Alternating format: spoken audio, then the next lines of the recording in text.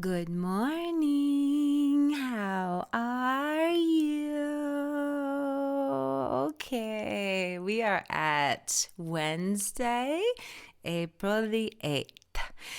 And for today, so now I'm really feeling the full moon energies, almost like it had to settle.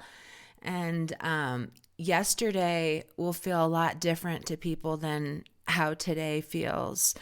But what I feel is something so incredibly magical in that, it's like we're in this space right now where if you can see it, you will have it. If you can dream it, you will have it. If you can really think it and vibe it, you will have it. You can manifest it. You can see it. Like things are to shift us so incredibly dramatically that nothing will ever be seen as the same again.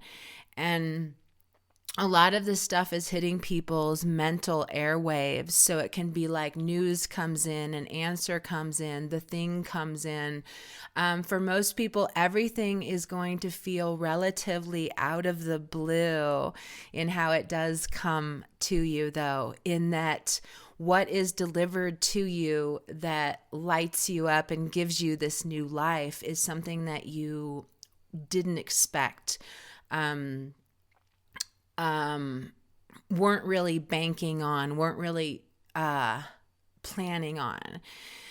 And this is just something that, because so much of the energy right now is trying to get you release your hold on your past in the ways that you make it out to be a negative thing or something that has hurt you or something that has ruined you or something that has cursed you or that you have in some way done something wrong that now is reflecting into a life unsavory.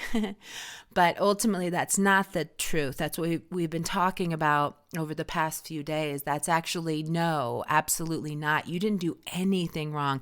Every single piece of it you had to do in order to learn the lessons that make you smarter. You don't just get to intellectualize the smart things. You got to walk them to have to have them change you so much that you become this smarter person about things. In the same way you notice that in older women and they're just strong and they're just badass and they're not affected by anything, whereas when you're younger you're affected by everything outside of you.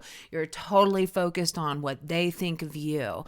The older you get, you do not care. And I remember that was advice someone had given me when I was complaining about getting too much attention at this time when I was younger. And I was saying, stop looking at me. This is so annoying. And then, this older woman was like, trust me, that's not always going to be the case. And, and, um, um, and, how did that weave in there? And what were we just talking about? Can somebody please bring me back?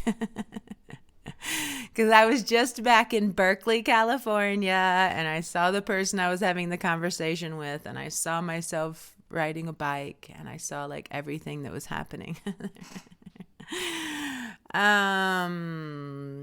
And then I started thinking all these other things. Then like I was totally taken down this memory lane over that thought. But if that same kind of thing happens to you, enjoy that. There's so many things right now that are coming, because even as I went back and felt that, I felt nothing but all this really sweet energy. It felt like, when the trees start smelling all sweet and you're just like out riding your bike and you smell it as you go by, and it's like and you just feel so alive. Like something about touching into that kind of thing just makes you feel so alive. But a lot of those kind of moments are going to be hitting us where we do kind of flash back into the good old days, kind of sweet feelings. That sweet energy is still here.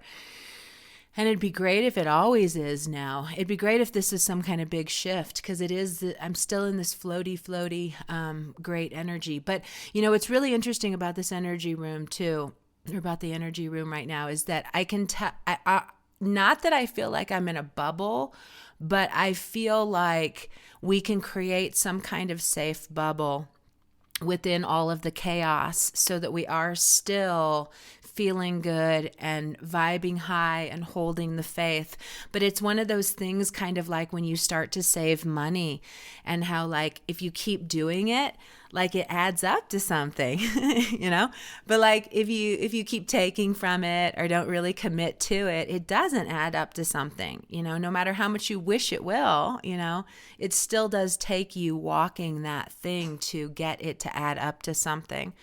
So yeah, with this new moon, what we're going to be noticing is that where we are right now is really kind of showing us what we did better over the past few days, where we were really learning how to dance with others in ways where we aren't throwing the fire on things, and are actually using our gifts for the betterment of how to bring peace to this, how to make this better, how to contribute in a way that things are for the betterment, instead of burning everything down from the core of our wounds that feels so hurt. So we just want everybody else to hurt just like us, where we just want them to feel the same pain that we know.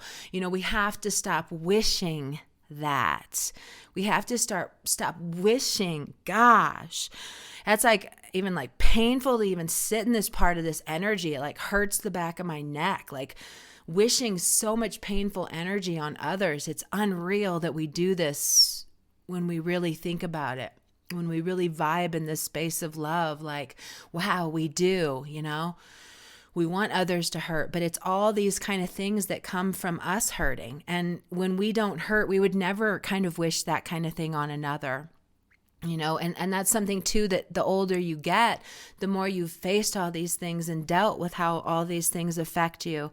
And therefore you don't want to hurt others, and you don't want to see them hurting, just like, I've always said this, like with my animals, like I always have very damaged animals, or they come from, big time damage. And I'm always like, what was I going to talk about? What were we just talking about? I can't even. Oh, yeah. Oh, but like, so with them, I always take really, really, really, I take a lot of pride. I don't know what the word is really for it, but I feel really, really good about giving them every opportunity that they can have, so like going for hikes is like once or twice a day, it's all about like, I love to give my dog a good time, like I get off on giving my dog a good time, like, but it's this thing of like, I'm like, I'm in control of that, and this is my baby, and I've never had kids, and to me it's and all of us feel this way with our animals. We're all sitting here like, yeah, me too. I feel the same way. But there's something that how we are, where we're like, I just want you to be comfortable. I want all the, the best cushy places for my little boo-boo, you need another bone. But all the things, we just need to now like apply all that stuff to other aspects of our life and other people out in the world, where we aren't so feeling like there's not enough to go around, so we want others to suffer. I think that when we really open to there being enough to go around, even though it's so far out for us to even imagine, but it's a really hard concept to imagine, actually, but to imagine that there is enough to go around, you then aren't, doing all the hoarding at the grocery stores like what you see right now, where everything is, but for me, but for me, but for me, but for me, as long as I'm taken care of. You can just fend for yourself. But that's all air driven. That's all mental driven. That's mind driven. That's not what the heart's doing. So today we're really kind of seeing how good we are doing at shifting from such a scarce space of navigating the world to really kind of moving in more trustful spaces of, yeah, I might not have what I need right now, but or I might not have what I think I need right now, but what I have right now, I'm going to trust that that's enough, and that I'm going to have the opportunities to learn from this and to manifest more in my future because of what I'm walking right now. Really kind of planting that new faith in yourself of, I'm going to figure this out. I'm going to be able to do this. Yeah, I don't have all the answers. Yeah, this doesn't feel uncomfortable. This doesn't feel as comfortable as I would like it to. Yes, it's gone on way longer than I had planned. Yes, this is way more than I thought I can handle, but I'm still just going to believe that I can handle it, and I'm going to go step by step into whatever this is while still holding the big faith and the big visions for how you want this to eventually be. I mean, go out and look at what farmers are doing now with their land, and how it's going to start as like this just mound, and you're going to be like, what? How could, thinking about the collapse of things and how it's just all this stuff laying out there that's not anything of what it's going to be. But you're like, this doesn't make sense to me. I don't understand this. What's going on? How am I going to eat this? How's this going to sustain me? It's a mound of dirt.